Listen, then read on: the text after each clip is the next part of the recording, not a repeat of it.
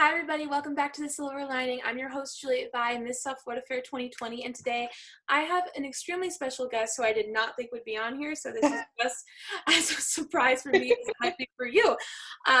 This young lady is a UM graduate, and I'm also a University of Miami student, so go Canes. She was Miss UM 2011. She was also second runner-up at Miss Florida 2016, and she won Preliminary Swimsuit and Evening Gown and was first runner-up to the Quality of Life Award. She was Miss National Sweetheart 2016. She also competed for Miss Pennsylvania USA and was top 15. And she is currently a University of Pittsburgh medical school student in her 4th year, and she's going to be applying for residency in dermatology, right? That's how you say it. We rehearsed it. That's correct. Please welcome Hi. Humphrey. Hi, thank you so much for having me. I'm so honored that you thought about me. I did. I was actually telling her when I was fangirling before that, I had watched her compete in Miss Florida 2016 in my first year as a teen. And I was like, I remember your talent and everything. And she was like, thank you. Wow. But I have been following her for a long time. And I know that sounds creepy, but hopefully you do. It's okay. That dress was my favorite too, the purple dance costume. I was absolutely obsessed with it. And now anytime I can find anything in that kind of like lavender purple color, I'm like, oh, I have to get it. I just have to get it. Brings back all the good memories. So I want to ask you first how you got involved in the Miss America organization. You have been involved in 3 different pageant organizations, which I think is so cool. But was Miss America the first organization you were involved with in terms of pageantry? Sure. So actually, it wasn't. I started doing pageants, even though they don't really call it a pageant, but like scholarship competitions, my senior year of high school. I was always applying for all sorts of scholarships, and I got a little sick of just writing essays to win scholarship money. And I was like, what else can I do to possibly get some money to pay for school, because school is so expensive nowadays. And I stumbled upon it was formerly known as America's Junior Miss, now Distinguished Young Women of America competition. I kind of competed on a whim. I didn't really expect anything coming out of it because I had never done anything remotely close to a pageant before. And I ended up winning the state of Florida, and I went to nationals in Mobile, Alabama, had a blast. And that was basically my first experience. Then I ended up coming to UM as a freshman. I had really no intentions of competing in pageants, but I did still stay involved with the Distinguished Young Women program. I was one of the co-coordinators for the South Florida program at large. And actually, the other director with me, she was a former Miss UM, Sarah Pachter. Her married last name is Frodenberger. And she essentially kind of like wrote me in. She was like, you have to do it, you have to do it. So as a freshman, I ended up competing for Miss University of Miami, and I ended up winning, which was a shock to me because, again, I had not competed in the Miss America organization before.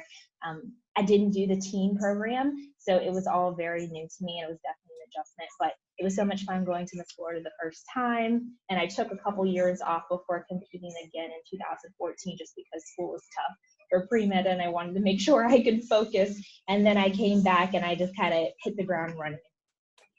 That's so awesome. And Miss UM is no longer a pageant, but at the school, which I really want to change that. But I actually got to see you present at one of the Miss UM pageants. I don't know I think it was 2016. I think you were the MC for it. And that's the first time I saw you. So I think that's so cool. So then you went to Miss Florida. And how many times did you compete in Miss Florida? Twice?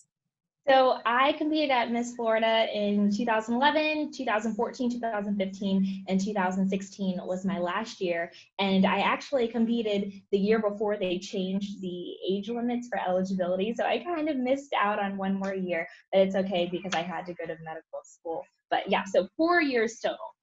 Wow, that's so awesome. And like I said before, you were preliminary swimsuit winner and evening gown winner. And as we both know, swimsuit is no longer a part of the pageant, but I think that's really cool. And I want to know how you prepared for that, because you on that swimsuit stage, swimsuit is not easy, but you killed it. And I want to know how you prepared for that part of it. Thank you so much. Honestly, when I think about when I first competed back in 2011, I'll have to say that swimsuit was not my favorite. But then once, I really committed to a healthy lifestyle, I was working with my trainer, I was dancing, and I was working out every day. So I was kind of getting double the workout in. And I'd always joke around and say, you know, every day is leg day if you're a dancer, because you really have no choice but to work out your legs every day with practice. But I think that the swimsuit portion, more than anything, teaches you determination. And I mean, it's really just the epitome of your hard work shining on stage, because if you don't put in the work, it is extremely evident. And that was what I took away most from the swimsuit competition. And everyone knows for the Miss America pageant, you do have to have a talent, and your talent was dance. So I want to kind of know how you got into dancing. How old were you when you started? And were you a competition dancer or just regular studio dancer? So I was not a competition dancer. I just did studio dance. Actually, I got into dance probably when I was 3 or 4 years old, back in Ohio, where I was born and grew up for a couple of years. My mother actually went to college for dance. She went to Point Park in Pittsburgh Oh, and that's got her really degree in dance. Yeah, so she's definitely not a science person. She got her degree in dance, and she kind of inspired my passion for dance. I did grow up as a competitive figure skater, though, and I always joke around that if I could have put some ice on the stage, I maybe would have done that. But most figure skaters can dance as well, so I ended up using dance as my talent. Wow, that's so cool. I'm actually super bad at ice skating, so I admire that a lot. It is not as easy as you guys make it look. I am genuinely so bad. I went on a date one time with, an ex-paramour of mine. I promise this is going somewhere ice skating, and they had to assist me on the ice. It was the worst day of my life. So wow, that's requires a lot of Oh. and I admire that a lot. So that's so cool. And also your evening gown, you went preliminary evening gown. Your evening gown was so beautiful. And was that the same one that you wore when you won Miss National Sweetheart as well? The same one? Yes, it was. I loved that It evening was gown. That was iconic. by far one of my favorite gowns that I've ever worn. It was a Sherry Hill that I got at Regalia up in Orlando. And Yes. I remember from the first moment I saw it, I knew that I absolutely had to wear it. It was kind of Hollywood glam with the fringe, and it just felt so right. And you placed second runner-up, like I said, which is a really high placement, so you did an amazing job. And then you moved on to Miss National Sweetheart. And as I mentioned to you before we started the interview, I have no idea, I don't really know much about that organization, but I do know that other Miss Floridas have participated in it. I want to know what that organization is exactly and how you got involved with it. So historically, runners up from state pageants across the nation would go and compete at the National Sweetheart pageant. And still to this day, many Miss America contestants do compete at the National Sweetheart pageant, but it's not officially associated Mhm. anymore. So you can come from any system or no system at all if you just want to have an amazing experience in Hubston, Illinois. So it's always held over Labor Day weekend. It's part of the Sweet Corn Festival. It's so much fun. It's so amazing. You get to meet women from across the country, and more than anything, you just form a sisterhood. You have a lot of fun. You eat a lot of corn in all shapes, sizes, and forms.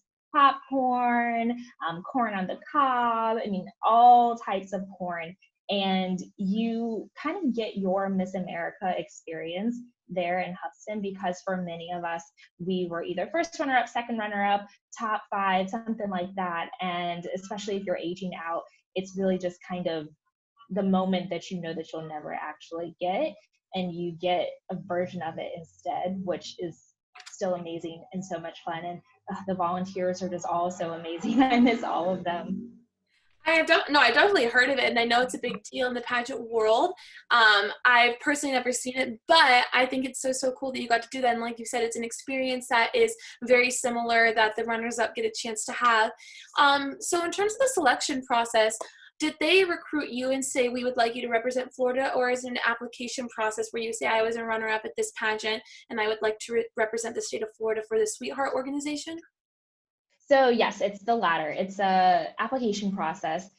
Usually they would have the applications out already, because the pageant's normally around Labor Day, but because of COVID-19, everything has been pushed back. And just to ensure everyone's safety, they're kind of pushing back the application process a little bit. But yes, you can say I was a runner-up here, or I'm just interested in competing and representing my state. You send in a video of your talent, and then the selection committee decides who is going to represent each state at the pageant.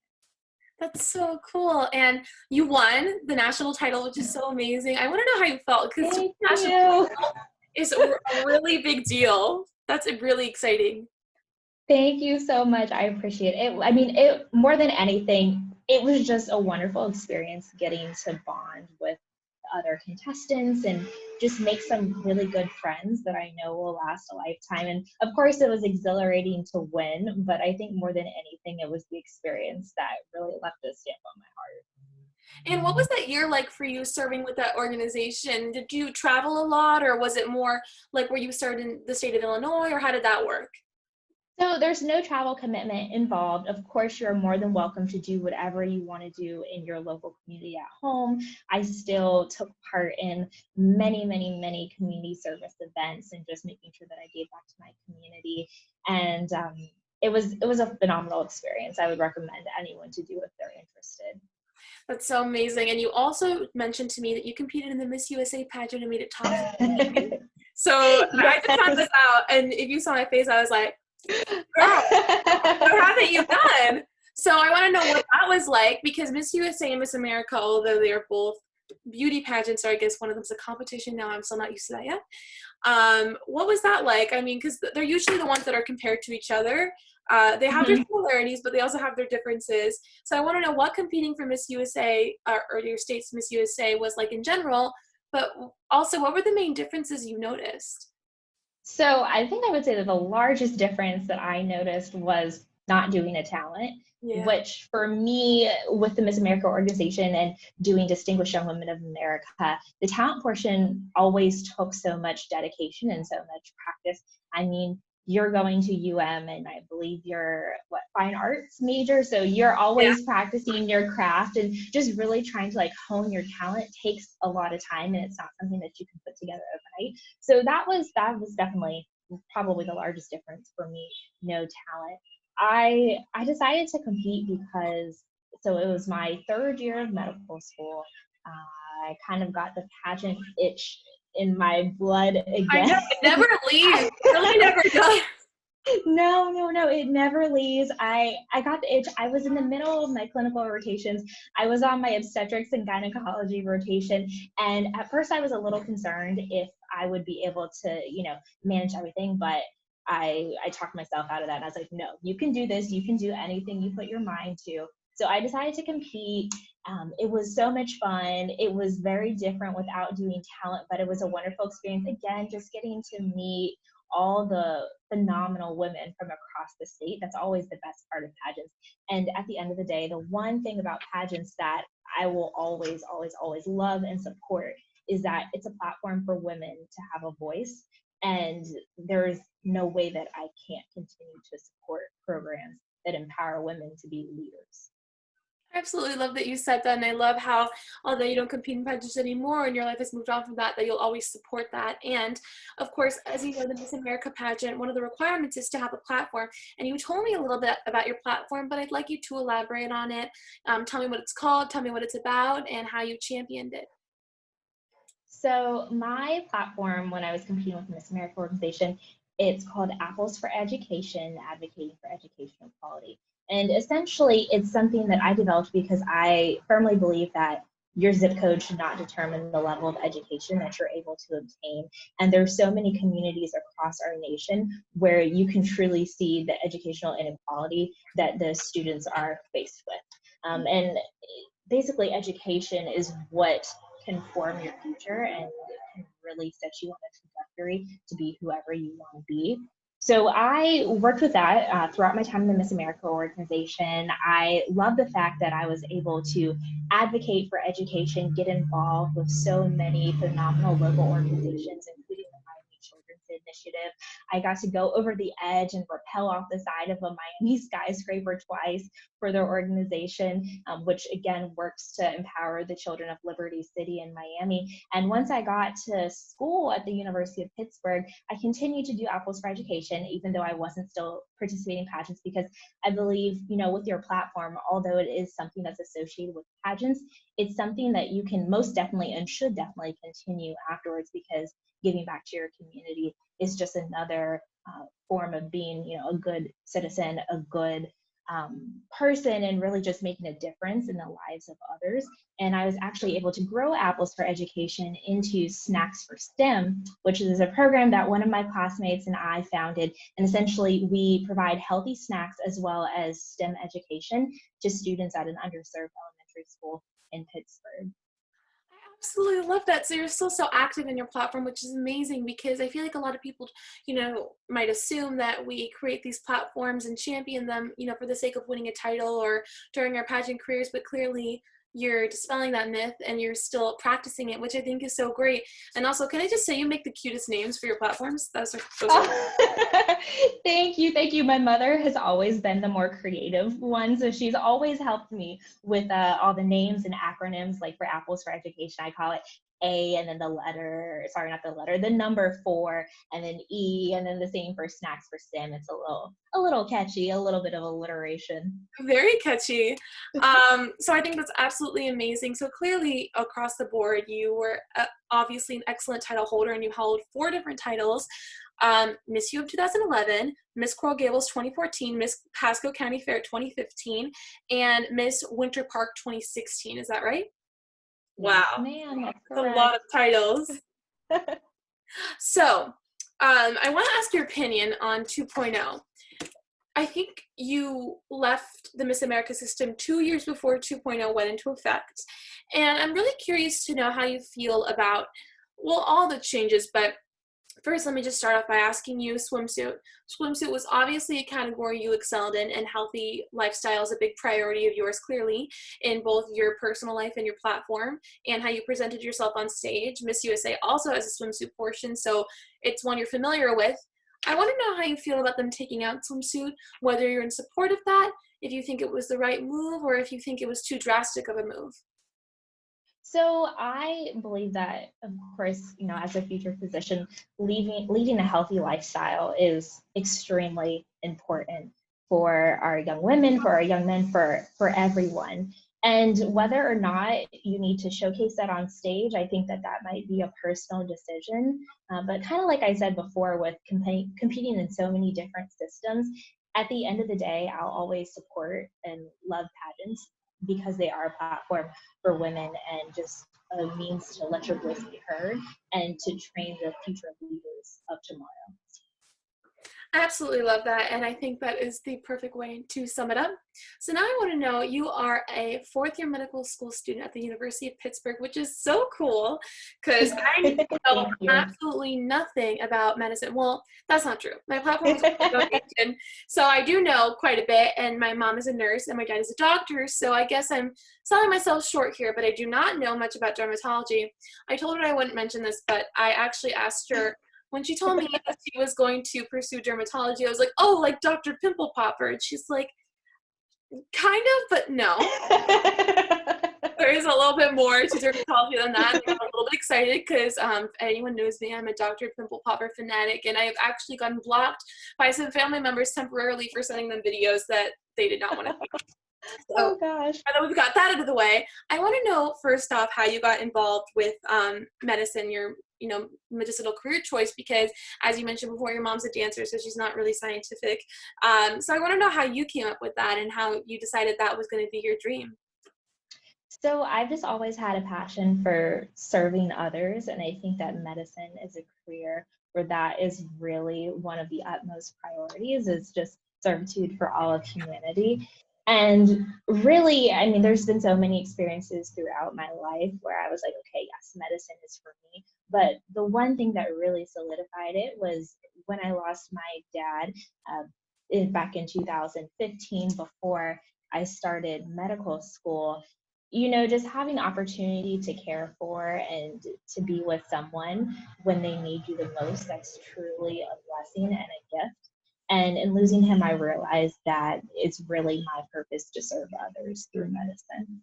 I think that's beautiful, and I'm so sorry to hear about your father, but clearly you are someone that takes a personal experience and makes it into something where you can give back to the community, where you serve others, and I love how you use your passion to give back in everything you do, not only in your pageant career, but in your permanent career choice, which I think is amazing.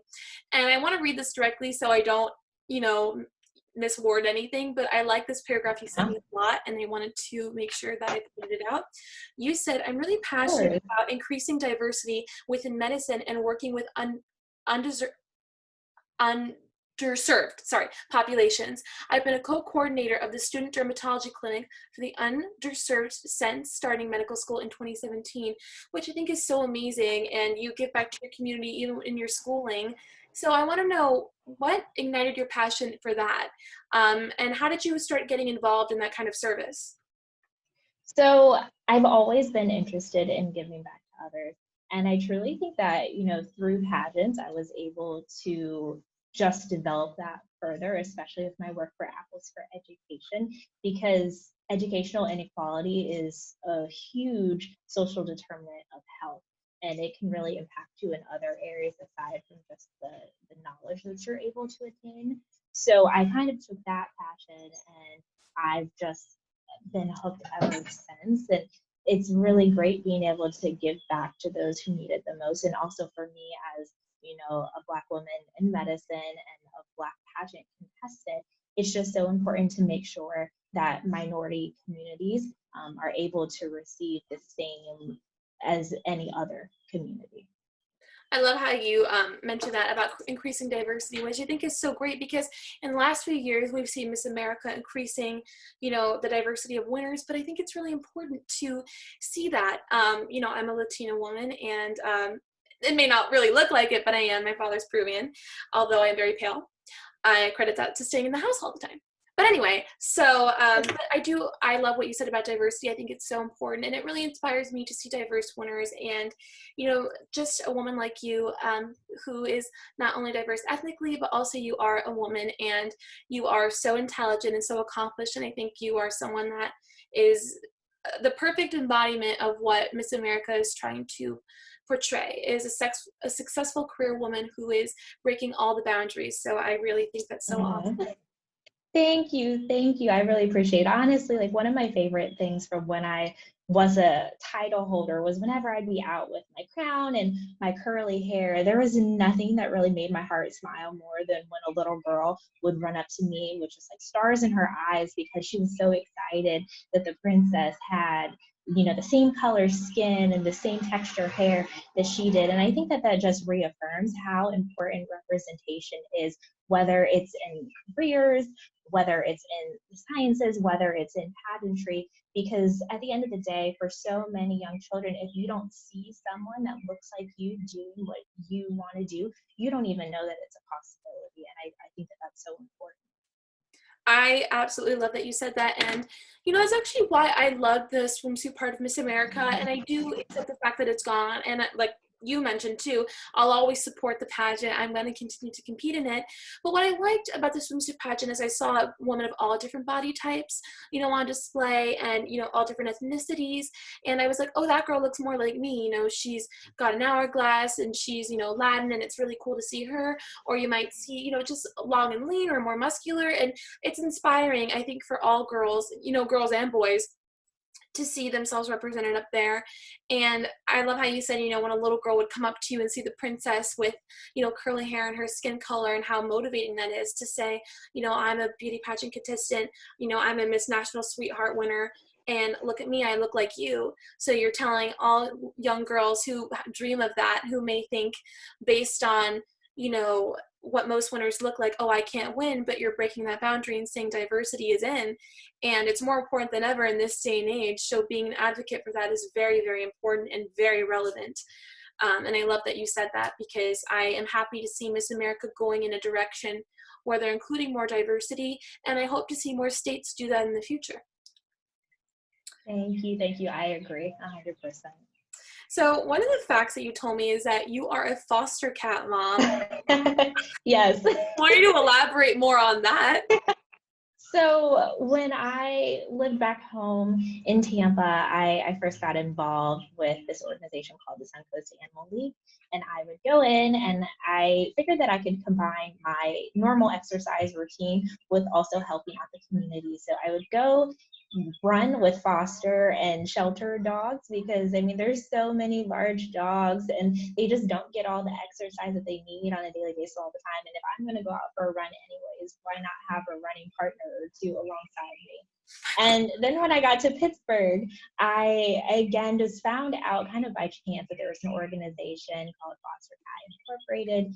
And basically you prepare a cat, you know, to be in a loving home, and you're kind of that middleman or woman in between. But it's just so fun. It's so rewarding. As a student, I don't think that I can commit to being an actual cat or dog mom yet officially, but being able to foster is phenomenal, and it's nice to have a little study buddy as well. That made my heart when you said running partner. I almost cried. When I go out on runs or walks with my parents, because usually they don't want me like running alone at night, we bring our dogs in strollers. So I mean, they may not run with us because they're more pampered than anything, but I agree it's motivating to have someone with you along the way. So now back to medical school. I have so many questions for you. I'm sorry. So No, you it's said, okay.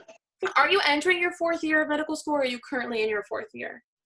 So it's kind of an in-between. I guess technically I'm currently a 4th year medical student.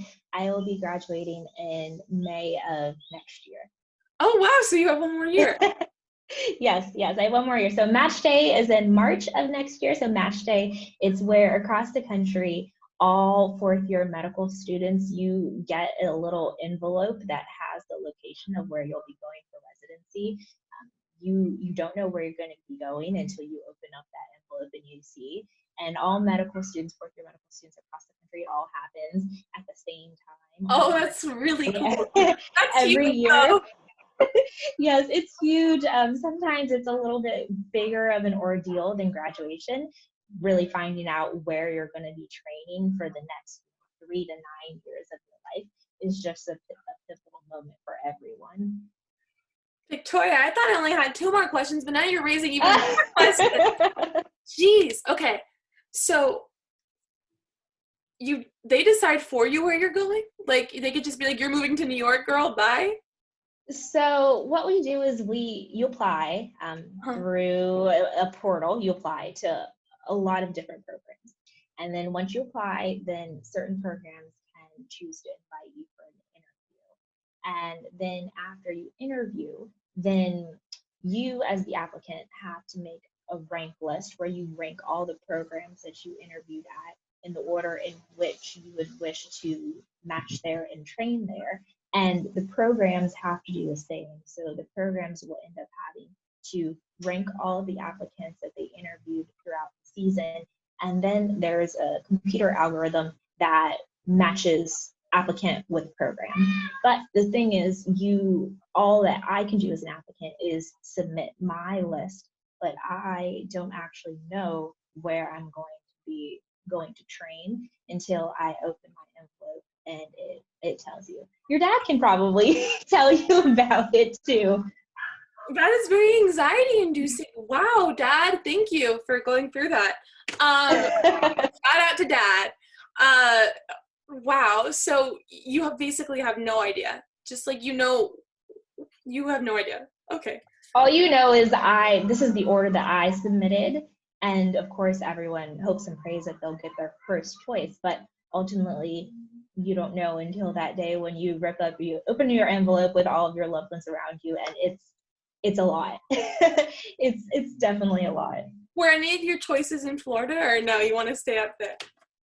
So honestly, I could go anywhere for 4 years. For dermatology, you have to do 1 year of internal medicine, and then you do 3 years of dermatology. So for internal medicine and for dermatology, I would genuinely be happy training anywhere. For me, what's most important is making sure that I get the best education representation possible so I can be the best physician for my patients. Of course. And you mentioned that you are going to be doing your residency in dermatology, and you said general academic dermatology, skin of color. Did I say that right? Yes, so my goal would be to be a general academic dermatologist, but with a focus on skin of color. So what Just does that again, mean? because I was gonna say, says representation is one, so important. And also two, if you see in a lot of medical textbooks, we traditionally aren't taught the presentations of dermatologic disease in patients with skin of color. Mm-hmm. So just making sure that there's representation, that's very important to me. That's absolutely wonderful, and I wish you the best of luck in that, and I can't wait to see where you end up going. Me being the stalker I am, I'm going to follow you. I'm proud about it. So, as my show is called The Silver Lining because I like to end every episode by asking, what do you find the silver lining in this situation? So I want to know, what do you think the silver lining is with your involvement in pageants? What impacted you the most? And what has made you feel very happy that you were involved with pageants? What do you consider your biggest takeaway? I guess I should say. Oh gosh, that's a hard one because there's so many, to be quite honest. Number one would be the lifelong friendships that I've formed. I think that that's, the utmost priority. People who were former contestants and competitors against each other really coming together to form a sisterhood. I find that there's something very, very, very special in that. And all the teams that I've had over the years that I consider like my little sisters, I mean, there's really nothing like it. Aside from the relationships that you form. Also my mentors. I just worked with so many phenomenal mentors over the year. So many people poured into me. It was really special just becoming an integral portion of so many people's lives and getting to grow together.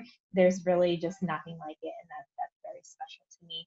But aside from all the phenomenal mentors and sponsors that I still go to this day because they are amazing, and sister queens and teens and friends and everything, I just think that the life skills that I really took away from pageants have really seen me through. I credit pageants and what I learned through interviews with pageants, what I learned for how to be not only an advocate for myself, but how to be an advocate for my community, what I learned with how to be a concise public speaker. I have really found that has truly carried me through, whether it's in college or whether it's getting into medical school or whether it's in medical school currently. I think that pageantry taught me how to be a leader, and it really trained me in how to be an effective leader and advocate within my community. And as a future physician, that is something that is so important to make sure that you can do the absolute best for your patients. Wow. That was a lot for me to take in. That was very motivating to me. You're most certainly a leader. I think that's the best way I could describe you. And I am so thankful you came on the show. Candidly, may I just say, I have idolized you for years, and I know, like I said, you don't know me, but I feel like I know you. I think you're absolutely amazing, and I'm so glad I asked you on this show. Everything you said about your education advocacy and your diversity advocacy, you are a leader, and all the titles you have served so successfully definitely show that. And soon I will be calling you Dr. Victoria Humphrey. So there you go. So crazy. That's so crazy that it's so soon. I feel like I just started medical school yesterday. And girl, no, you can be a doctor real soon. I know, it's wild. It's wild. Sometimes it's so hard for me to believe. But I remember meeting you at Miss UM too, which again, that seems like yesterday too, when I used to MC Miss UM. And I'm so sad. I was gonna say, I'm so sad that there's not currently a Miss UM, but it's something that's very, very, very close to my heart since I was extremely involved in bringing it back to campus. It makes me a little sad that it's not after there you left currently. It's because of you that you brought the magic, and now you're gone, and the magic's gone. But I have hope and I have faith that it will come back. Oh no, I'm bringing it back. I was like, Miss UM is such a wonderful tradition. There's so many formers that I was lucky enough to be involved with and to really get to know throughout the years. So I have faith that it will be back. Let this go on the record that I am bringing it back. Y'all don't doubt me, I'm bringing it back. And I'm going to be like, Dr. Victoria Humphrey sent me here. And they're going to be like, okay, done. She already told me her plan, how she did it. So you already know I'm going to be following suit, and I'll update you on that. Oh, gosh. But Dr. Humphrey, you will be doctor to me already. Thank you so much for coming on here. I am so appreciative, and I think you're amazing, and I'm going to put your social medias down below, and of course when I promote it I'm going to tag you, so please keep up with her. I will be anxiously waiting for March when we find out where she's going. I'm going to give an update for sure. And of course we'll keep up with her. I probably will ask you back, maybe because you could even give us skincare tips. I don't know. Maybe one of these days. One of these days, she may not be Dr. Pimple Popper, but she's even better, because not everyone likes Dr. Pimple Popper, but everyone loves Victoria. So I should be like your publicist or like agent, I don't know. Or just maybe the president of your fan club. Anyway, thank you so much, Victoria, and thank you guys for watching. Bye. Thank you so much for having me. Bye. It was nice chatting with you. You too.